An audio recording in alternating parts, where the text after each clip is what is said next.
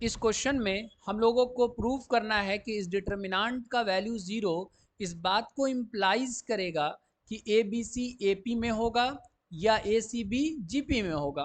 तो सबसे पहले देखें कि ये वाले डिटर्मिनेंट का ऑर्डर कितना है। तो चूंकि इस डिटर्मिनेंट के पास 4 नंबर ऑफ रोज है एंड 4 नंबर ऑफ कॉलम्स है, इसका मतलब इस डिटर्मिनेंट का ऑर्डर कितना होगा, ऑर्डर 4 हो जाएगा, है कि नहीं। तो सबसे पहले हमको क्या करना है कि इस डिटर्मिनेंट को एक्सपैंड करना। अब ऐसा मत करने लगिएगा कि कोई भी डिटर्मिनेंट आपको मिला तो किसी एक रो या किसी एक कॉलम को पकड़ के एक्सपेंशन करना शुरू कर दिए बिना कुछ सोचे समझे, ऐसा मत कीजिएगा। हमारे पास प्रॉपर्टीज है, हम लोग कोशिश करेंगे कि प्रॉपर्टीज का इस्तेमाल करके किसी एक रो या किसी एक कॉलम में मैक्सिमम नंबर ऑफ जीरोज आ जाए। बात समझ में आ रहा ना। उससे क्या होगा, उससे डिटर्मिनेंट के एक्सपेंशन में आसानी होगा, जैसा कि हम लोग जानते हैं। बात समझ में आ रहा ना। तो प्रॉपर्टीज लगाने के लिए आपको एलिमेंट्स पर ध्यान देना होगा। यहां पर जैसे देखिए, यहां पर सी माइनस है, इसमें से इसको घटाएंगे तो क्या आ जाएगा, सी माइनस ए आ जाएगा। यहां पर क्या है, बी माइनस सी, इसमें से इसको घटाएंगे तो क्या आ जाएगा, बी माइनस सी। कहने का मतलब है कि अगर हम लोग ये वाला प्रॉपर्टी लगाते हैं, अब इसमें से इसको माइनस करेंगे तो क्या आ जाएगा, जीरो आ जाएगा ना। इसमें से इसको माइनस करेंगे तो क्या आ जाएगा, जीरो। तो यहां से आपको हिंट मिलना चाहिए कि हम इस तरह का प्रॉपर्टी लगा सकते हैं। जैसे देखिए यहाँ हम इसको ऐसा लिख लें, अगर C3 को C3 minus C2 minus C1, ठीक है। अगर ये वाला प्रॉपर्टी लगा लेते हैं तो इससे क्या होगा, इससे कॉलम 3 यानी C3 क्या हो जाएगा, चेंज कर जाएगा। ये वाला प्रॉपर्टी लगाइएगा तो उससे क्या हो जाएगा, C3 चेंज कर जाएगा। और इसका एलिमेंट्स क्या क्या आने लगेगा, देखिए यहाँ पर हम लोग डिस्कस करते हैं इस चीज़ को। पहले यहाँ पर देखिए C2 माइनस C1 अगर करिएगा तो एलिमेंट्स क्या क्या आएगा। तो C2 माइनस C1 का क्या मतलब हुआ, C2 माइनस C1 का मतलब हुआ कि C2 के एलिमेंट्स में से C1 के करस्पॉन्डिंग एलिमेंट्स को माइनस कर देना। तो देखिए तो एलिमेंट्स क्या क्या मिलेगा, C माइनस ए मिलेगा ना, ये एक एलिमेंट हो गया। इसमें से इसको माइनस कीजिए तो क्या मिलेगा, B माइनस सी, ये दूसरा एलिमेंट हो गया। उसी तरह से B माइनस सी में से घटा दीजिए क्या, A माइनस बी। तो B माइनस सी में से घटा दिया B माइनस सी में से घटा दिया A माइनस बी, तो क्या मिलेगा, B माइनस सी माइनस ए प्लस बी, यानी यहां से मिल जाएगा 2B माइनस सी माइनस ए, मिलेगा ना। ये आपको तीसरा एलिमेंट हो गया ना। फिर इसमें से इसको घटाइएगा तो क्या मिलेगा, वाई माइनस एक्स, ये हो गया चौथा एलिमेंट, हो गया ना। यानी C2 माइनस C1 अगर कीजिएगा तो एलिमेंट्स क्या क्या मिलेगा, C माइनस ए, बी माइनस सी, 2B माइनस सी माइनस ए, वाई माइनस एक्स मिलेगा ना। अब अगर C3 में से घटा दे C2 माइनस C1 तो देखिए तो क्या होगा, C3 कॉलम 3 का एलिमेंट्स क्या क्या है, C माइनस ए है, B माइनस सी है, जीरो है, Z है, यही ना है। अच्छा C2 माइनस C1 का एलिमेंट्स तो अभी हम लोग निकाले हैं, क्या क्या आया है, C माइनस ए, फिर आया है B माइनस सी, फिर आया है 2B माइनस सी माइनस ए, फिर क्या आया है Y माइनस एक्स, यही ना आया है। अब घटा दीजिए, देखिए तो घटाइएगा तो क्या हो जाएगा,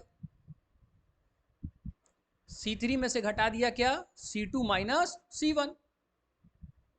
और एक चीज आप समझ लीजिए, ये वाला हम प्रॉपर्टी इस्तेमाल करेंगे तो कॉलम 3 चेंज हो सकता है, ठीक है ना। लेकिन ये वाला प्रॉपर्टी या इस तरह के प्रॉपर्टीज का औकात ही नहीं है कि डिटर्मिनेंट के वैल्यू को चेंज कर दे। मतलब ये प्रॉपर्टी लगाने से पहले डिटर्मिनेंट जितना वैल्यू दे रहा था, प्रॉपर्टी लगाने के बाद भी डिटर्मिनेंट उतना ही वैल्यू देगा। बात समझ में आ रहा ना। ये प्रॉपर्टी ज्यादा से ज्यादा ये कर सकता है कि एलिमेंट्स को चेंज कर सकता है, जैसे कॉलम 3 में लगा रहे तो कॉलम 3 के एलिमेंट्स को चेंज कर सकता है, यही ज्यादा ज्यादा कर सकता है। बात समझ में आ रहा ना। तो हम लोग के लिए तो ये फायदे वाली बात है ना कि हम एलिमेंट्स को तो चेंज कर सकता है प्रॉपर्टी, ठीक है ना। तो एलिमेंट्स को अपने अनुसार ले आएंगे, प्रॉपर्टी का यूज करके एलिमेंट्स को अपने अनुसार ले आएंगे, और डिटर्मिनेंट का वैल्यू तो चेंज करना ही करेगा ही नहीं। बात समझ में आ रहा ना। तो क्या कहने का मतलब है कि हम लोग प्रॉपर्टी, इस तरह के प्रॉपर्टीज का यूज करके एलिमेंट्स अपने अनुसार लेके आते हैं, ठीक है ना, जीरो लेकर के आते हैं। बात समझ में आ रहा ना, ताकि डिटर्मिनेंट के एक्सपेंशन में क्या हो जाए, आसानी हो जाए। और डिटर्मिनेंट का वैल्यू तो चेंज करेगा ही नहीं, चेंज तो करेगा ही नहीं। बात समझ में आ रहा ना। तो इस प्रॉपर्टीज का हम लोग इस तरह से फायदा उठा लेते हैं। अब यहां पर देखिए सी माइनस ए में से घटा दीजिए सी माइनस ए, तो क्या हो जाएगा 0, ये यहाँ भी आ जाएगा 0, यहाँ पर क्या आ जाएगा, यहाँ पर आ जाएगा -2b प्लस सी प्लस ए, यहाँ पर क्या आ जाएगा z minus Y plus X, ये हो जाएगा। मतलब कॉलम 3 का जो नया एलिमेंट्स आएगा, फ्रेश एलिमेंट्स, वो ये आ जाएगा। देखिए 2 जीरोस आ गया कि नहीं आ गया। कहने का मतलब ये प्रॉपर्टी अगर इस्तेमाल करेंगे तो नया जो कॉलम 3 बनेगा उसके पास कितना एलिमेंट्स 0 हुआ, 2 एलिमेंट्स 0 हो गया ना। ये फायदा हुआ इस प्रॉपर्टी का यूज करने का, ठीक है। अच्छा ये हो गया। अब यहां पर देखिए, यहां पर क्या है, ए प्लस सी है, ठीक है। अब यहां पर देखिए, यहां पर ए प्लस सी है, ये दोनों को अगर जोड़ेंगे, यानी ये दोनों को जोड़िएगा तो क्या आ जाएगा ए प्लस सी, यहाँ पर क्या आ जाएगा सी प्लस बी आएगा कि नहीं। और अगर ए प्लस सी में से घटा देंगे इसको तो क्या आ जाएगा 0 आ जाएगा ना, इसमें से इसको घटा देंगे क्या आ जाएगा 0। उसी तरह इसमें से ये दोनों को जोड़ते तो क्या आता, ये दोनों को जोड़ते तो आता ए माइनस सी, इसमें से घटा देते ए माइनस सी को तो फिर भी 0 आ जाता ना।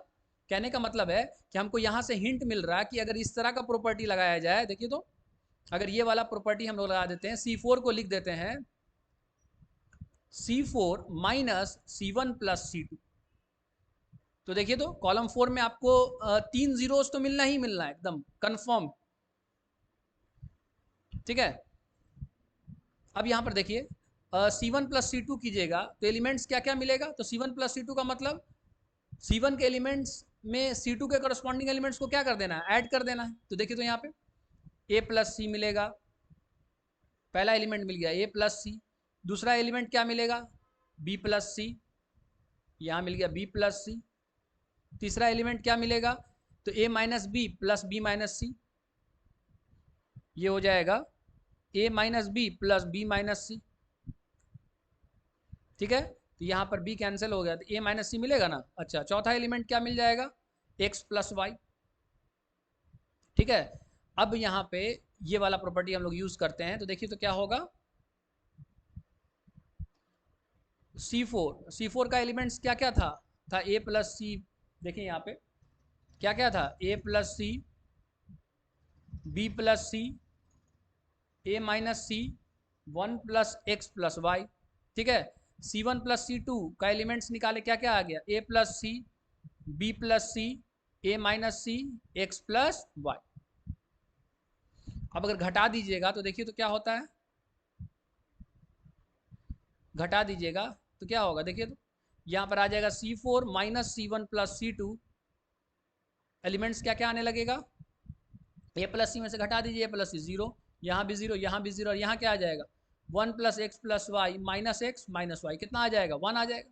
इसका मतलब ये वाला प्रॉपर्टी अगर इस्तेमाल कीजिएगा तो ये वाला प्रॉपर्टी इस्तेमाल करने से कौन सा कॉलम चेंज कर सकता है, कॉलम 4 है ना, तो कॉलम 4 चेंज कर जाएगा, करेगा ना। और ये वाला प्रॉपर्टी इस्तेमाल कीजिएगा तो डिटर्मिनेंट का वैल्यू चेंज नहीं करेगा। तो कॉलम 4 का फ्रेश एलिमेंट्स क्या क्या आया 0 0 0 1 आया है ना। तो बताइए तो डिटर्मिनेंट क्या होगा। अब डिटर्मिनेंट जो होगा तो हम ये दोनों जो प्रॉपर्टीज इस्तेमाल किए हैं, एक ये वाला एंड एक ये वाला, तो ये दोनों ही प्रॉपर्टीज के इस्तेमाल करने से डिटर्मिनेंट का वैल्यू चेंज नहीं करेगा। रहा बात कॉलम्स का, तो कॉलम 3 चेंज कर जाएगा एंड कॉलम 4 चेंज कर जाएगा, कॉलम 1 एंड कॉलम 2 जैसा था वैसा ही रहेगा। देखिए तो यहाँ पे तो कॉलम 1 का एलिमेंट्स क्या क्या था ए सी, ए माइनस बी, एक्स, यहाँ पे था सी बी, बी माइनस सी वाई, ठीक है। यहाँ पर क्या आ जाएगा C3 का नया एलिमेंट्स क्या क्या आ जाएगा 0 0, यहाँ आ जाएगा 0 0, ए प्लस सी माइनस 2b, देखिए ए प्लस सी माइनस 2b है ना। अच्छा और ये वाला एलिमेंट आ जाएगा z minus Y plus X, तो यहाँ पर आ जाएगा z minus Y plus X. अब यहाँ पर बताइए नया C4 क्या आ जाएगा 0 0 0 1, ये ना आएगा, ये हो गया। कहने का मतलब है कि ये वाला डिटर्मिनेंट जितना वैल्यू दे रहा था ये वाला भी डिटर्मिनेंट उतना ही वैल्यू देगा। बस फर्क कहाँ पर हो गया कि यहाँ पर कॉलम 3 का एलिमेंट्स ऐसा था, अब ऐसा हो गया क्योंकि प्रॉपर्टी इस्तेमाल कर लिए। ठीक है, पहले कॉलम 4 का एलिमेंट ऐसा था, अब कॉलम 4 का एलिमेंट ऐसा हो गया, यही ना चेंजिंग हुआ है, और तो कुछ चेंज नहीं हुआ है। अब यहाँ पर देखिए, अब हम लोगों को इस डिटर्मिनेंट को क्या करना है, एक्सपैंड करना। तो यहाँ पर जैसा कि हम लोग देख रहे हैं कि प्रॉपर्टीज इस्तेमाल करने से यहाँ पे 2 जीरोस आ गया है और यहाँ पे 3 जीरोस आ गया। तो यहाँ पे कॉलम 4 में अगर देखा जाए तो मैक्सिमम नंबर ऑफ जीरोस है, तो हम इस डिटर्मिनेंट को कॉलम 4 के अलॉन्ग एक्सपेंड कर सकते हैं। लेकिन आपका सवाल ये हो सकता है कि सर कॉलम 3 में 2 जीरोस लाने की क्या जरूरत था सर, फिर है कि नहीं। तो यहाँ पर जैसा कि इसको जैसे ही हम एक्सपैंड करेंगे तो ऑर्डर 3 का डिटर्मिनेंट आएगा। तो ऑर्डर 3 के डिटर्मिनेंट के एक्सपेंशन को आसान किया जाए, इसके बारे में नहीं सोचिएगा। आपको ये ऑर्डर 4 का डिटर्मिनेंट को जैसे ही आप एक्सपेंड कीजिएगा तो कौन सा डिटर्मिनेंट आएगा, ऑर्डर 3 का डिटर्मिनेंट। तो ऑर्डर 3 का डिटर्मिनेंट के आसानी के बारे में नहीं सोचिएगा कि वो भी आसानी से एक्सपेंड हो जाए। तो ये 2 जीरोस जो बनाए हैं वो आगे आपको डिटर्मिनेंट ऑर्डर 3 के डिटर्मिनेंट को एक्सपेंशन में आसानी पैदा करेगा। ठीक है, वो बाद में आपको समझ में आएगा। यहाँ पर अब एक्सपेंड कर लेते हैं हम लोग। यहाँ पे लिखते हैं now expanding the determinant along C4। तो देखिए तो क्या होगा, डिटर्मिनेंट का वैल्यू कैसे निकालते हैं हम लोग। तो हम लोग जानते हैं कि अगर कॉलम वाइज अगर बात करें तो किसी भी एक कॉलम के एलिमेंट्स को उसके करस्पॉन्डिंग को फैक्टर से गुना करके अगर जोड़िएगा तो डिटर्मिनेंट का वैल्यू आ जाएगा ना। अब अगर हम कॉलम 4 से एक्सपैंड कर रहे हैं तो इसका तो 3 एलिमेंट्स क्या है, जीरो है, बात समझ ना। तो ये वाला जो एलिमेंट है जो नॉन जीरो है उसको हम लोग इसके को फैक्टर से गुना करेंगे तो किसका वैल्यू आ जाएगा, इसके डिटर्मिनेंट का वैल्यू आ जाएगा, इस डिटर्मिनेंट का वैल्यू आ जाएगा, है कि नहीं। अब रहा बात है कि ये वाला एलिमेंट का को फैक्टर कैसे निकालेंगे। तो ये वाला कौन सा रो कौन से कॉलम का है, तो फोर्थ रो फोर्थ कॉलम का है, तो यानी A44 अगर निकाला जाए, यानी ये वाला एलिमेंट का अगर को फैक्टर निकाला जाए तो क्या होता है, -1 to the power i plus J M44 होगा। M44 क्या है, इस एलिमेंट का माइनर, A44 क्या है, इस एलिमेंट का को फैक्टर, ये ना होता है। तो ये वाला एलिमेंट i किस चीज को रिप्रेजेंट कर रहा है, रो पोजीशन, जे किस चीज को रिप्रेजेंट कर रहा है, कॉलम पोजीशन। तो ये एलिमेंट का रो पोजीशन कितना है 4, इस एलिमेंट का कॉलम पोजीशन कितना है 4, तो i की जगह पे 4 रखेंगे, जे की जगह पे 4 तो रखेंगे, तो क्या आ जाएगा -1 का पावर 4 + 4 M44 होगा कि नहीं होगा। ये आ जाएगा -1 का पावर 8 M44, ये आ गया A44। तो -1 का पावर इवन तो क्या आ जाएगा +1, तो ये आ जाएगा +1 इंटू M44। इसका मतलब A44 किसके बराबर हो जाएगा, M44 होगा कि नहीं होगा।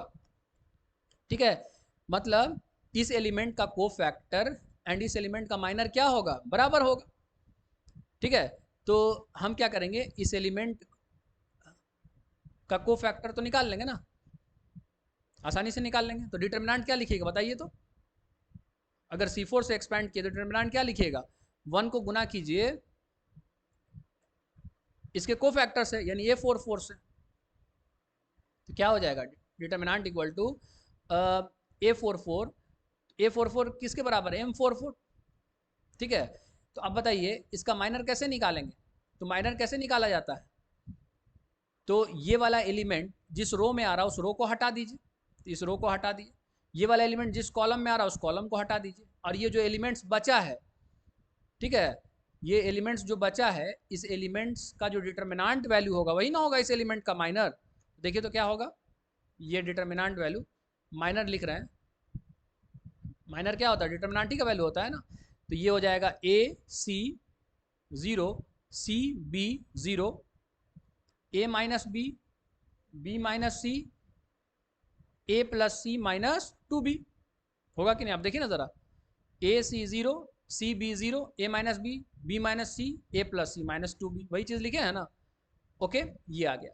अब देखिए ये वाला दो जीरोस था जो हम लोग ये वाला प्रॉपर्टी का यूज करके लाए थे, तो इसका बेनिफिट अब आपको मिलेगा। अब तो ये ऑर्डर 3 का डिटर्मिनेंट आ गया, अब इसको भी तो एक्सपेंड करना होगा ना। तो ये 2 जीरोस जो कॉलम 3 में है, maximum number of zeros column 3 में है, तो अब इस डिटर्मिनेंट का एक्सपेंशन अगर कॉलम 3 से करेंगे तो एक्सपेंशन में आसानी होगा ना। तो इसीलिए यहां पर स्टार्टिंग ही में ये कॉलम 3 में 2 जीरोस ले आए एंड कॉलम 4 में क्या ले आए, 3 जीरोस आ गया। तो ऑर्डर 4 का डिटर्मिनेंट को जब एक्सपैंड किया तो आसानी हुआ, फिर ऑर्डर 3 का डिटर्मिनेंट आया तो ऑर्डर 3 के डिटर्मिनेंट में भी क्या होगा, आसानी आएगा, क्योंकि 2 जीरोज है कॉलम 3 में, है कि नहीं। अब एक्सपैंड कीजिए, हम लोग उसी रो या उसी कॉलम के अलॉन्ग एक्सपैंड करते हैं ना जिसके पास मैक्सिमम संख्या में जीरो होता है कि नहीं, क्योंकि उस तरह से अगर कीजिएगा तो मतलब जिस रो या जिस कॉलम के पास मैक्सिमम नंबर ऑफ जीरोज होगा अगर उसके अलॉन्ग एक्सपैंड कीजिएगा तो एक्सपेंशन में क्या होगा, आसानी होगा। नाउ एक्सपैंडिंग अलॉन्ग C3 तो क्या होगा, देखिए तो ये आ जाएगा डेल्टा इक्वल टू, ये कॉलम 3 को अगर पकड़ लेंगे तो कॉलम 3 के एलिमेंट्स को करस्पॉन्डिंग को फैक्टर से गुना करके जोड़ेंगे तो डिटर्मिनेंट का वैल्यू आ जाएगा। लेकिन चूंकि ये दोनों एलिमेंट्स क्या है, जीरो है, इसीलिए सिर्फ इस एलिमेंट को अगर इसके करस्पॉन्डिंग को फैक्टर से गुना कर देंगे तो किसका वैल्यू आ जाएगा, इस डिटर्मिनेंट का वैल्यू आ जाएगा। ठीक है, अब ये वाला एलिमेंट कौन से रो कौन से पोजिशन का है, पहले हम इसको निकाल लेते हैं। इसका अगर इस एलिमेंट का अगर को फैक्टर लिखेंगे तो क्या होगा, ये होगा A33, ये होगा -1 का पावर I + J M33, तो ये वाला element third row third column का है, तो इसका मतलब I का मान भी 3, J का मान भी 3, 3 + 3 M33 होगा ना, तो -1 का पावर क्या हो जाएगा 6 M33 होगा कि नहीं होगा। तो -1 का पावर इवन तो कितना हो जाएगा +1, तो +1 × M33, तो A33 किसके बराबर आ गया, M33 के बराबर आ गया कि नहीं। मतलब इस एलिमेंट का माइनर निकालिए, इस एलिमेंट का कोफैक्टर निकालिए, दोनों क्या होगा, बराबर होगा। और वैसे भी हम लोग जानते हैं कि उस तरह का एलिमेंट जिसके रो पोजीशन एंड कॉलम पोजीशन को जोड़ने पर इवन आए तो उस तरह के एलिमेंट का कोफैक्टर एंड माइनर क्या होता है, सेम होता है। ठीक है, तो इसका मतलब इसका कोफैक्टर उतना ही आएगा जितना इस एलिमेंट का क्या होगा, माइनर होगा। और इस एलिमेंट का माइनर कैसे निकालेंगे, कैसे निकाला जाता है माइनर, तो हमने बताया था कि ये वाला एलिमेंट जिस रो में आ रहा है उस रो को हटा दीजिए, जिस कॉलम में आ रहा है उस कॉलम को हटा दीजिए, और जो एलिमेंट्स बचा उस एलिमेंट्स का जो डिटर्मिनेंट वैल्यू होगा वही इस एलिमेंट का क्या होगा, माइनर होगा। तो यहाँ पर देखिए मैं लिख देता हूँ A + C - 2B, ठीक है, और इनटू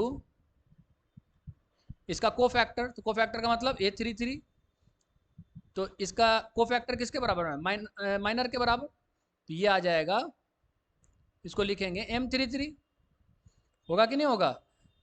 तो A + C - 2B और M33 निकालिएगा तो डिटर्मिनेंट क्या आएगा, ये आ जाएगा ACCB, आएगा कि नहीं आएगा। अब ये ऑर्डर 2 का डिटर्मिनेंट, तो इसका वैल्यू हम लोग बड़े आसानी से निकाल सकते हैं, क्या होगा वैल्यू बताइए तो, यहाँ पे मैं बना दे रहा हूँ ACCB, इसका डिटर्मिनेंट वैल्यू क्या होगा, तो ये दोनों को गुना कीजिए तो A × B माइनस ये दोनों को गुना कीजिए C × C, C स्क्वायर हो गया, ये आ गया डिटर्मिनेंट वैल्यू।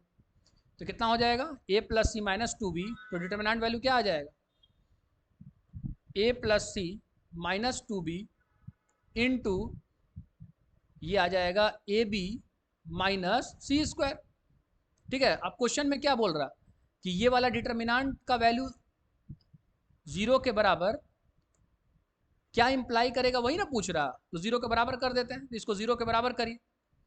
तो इसको अगर 0 के बराबर कीजिएगा तो चाहे ये वाला टर्म 0 के बराबर हो चाहे ये वाला टर्म, तो हम यहाँ पे लिखेंगे आइदर A + C - 2B = 0 और AB - C square equal to क्या होगा 0।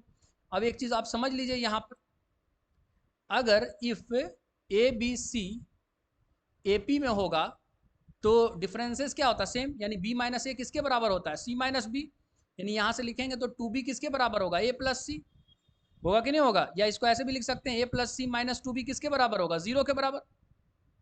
कहने का मतलब अगर ABC AP में होता है तो 2B किसके बराबर होता है, A + C, या A + C - 2B किसके बराबर होगा, 0। तो अगर A + C - 2B अगर 0 के बराबर है तो ये किस चीज़ को इम्प्लाई करेगा कि ABC किस में है, AP में है कि नहीं है। अच्छा, अगर ABC GP में होगा तो देखिए तो क्या होगा, तो रेशियो सेम होता है, B/A कीजिए किसके बराबर होगा, C/B के, यहाँ से क्रॉस मल्टीप्लिकेशन करेंगे तो B स्क्वायर किसके बराबर होगा, AC। ठीक है, क्या लिख सकते हैं इसको हम AC - B स्क्वायर किसके बराबर लिख सकते हैं, 0। यानी कि अगर ABC GP में होगा तो B स्क्वायर AC के बराबर होगा, या AC - B स्क्वायर किसके बराबर होगा, 0 के बराबर होगा कि नहीं होगा। अच्छा, अगर यहाँ पर देखिए ना, ए सी मतलब ये दोनों को गुना करना है, माइनस बी स्क्वायर यानी मिडिल टर्म का स्क्वायर इक्वल टू क्या होगा 0। तो अगर ए सी बी अगर जीपी में होता है तब बताइए तो क्या होगा। तो A B minus C square किसके बराबर होगा, 0 के बराबर। तो अगर A B minus C square 0 के बराबर है तो ये किस चीज़ को इंप्लाई करेगा कि ए सी बी जीपी में होगा। तो आप जरा देखिए कि A plus C minus two B equal to 0, ये किस चीज़ को इंप्लाई करेगा कि A B C are in GP, sorry are in A P. और ये किस चीज़ को इंप्लाई करेगा कि A C B are in GP. होगा कि नहीं होगा। कहने का मतलब है कि ये बराबर 0 किस चीज़ को इंप्लाई करेगा कि A B C A P में होगा। और ये वाला चीज़ किसको इंप्लाई करेगा कि ए सी बी जीपी में होगा। बात समझ रहा ना। कहने का मतलब ये हुआ कि ये वाला डिटर्मिनांट का वैल्यू 0 किस चीज़ को इंप्लाइज करेगा। तो ये इंप्लाइज करेगा कि A B C A P में होगा या ए सी बी जी पी में होगा। तो हम कैसे बनाएं, ये वाला डिटर्मिनांट को एक्सपैंड किए और एक्सपैंड करके 0 के बराबर कर दिए। ठीक है, तो चाहे तो ये वाला टर्म 0 होगा, चाहे ये वाला टर्म 0 होगा। तो ये वाला टर्म 0 कब होगा, जब ए बी सी ए पी में होगा। और ये वाला टर्म 0 कब होगा, जब ए सी बी जी पी में होगा। तो इसका मतलब उस डिटर्मिनांट का वैल्यू 0 किस चीज़ को इंप्लाइज करेगा कि A B C A P में होगा या ए सी बी जी पी में होगा। यही हमसे पूछ रहा था। Okay, thank you.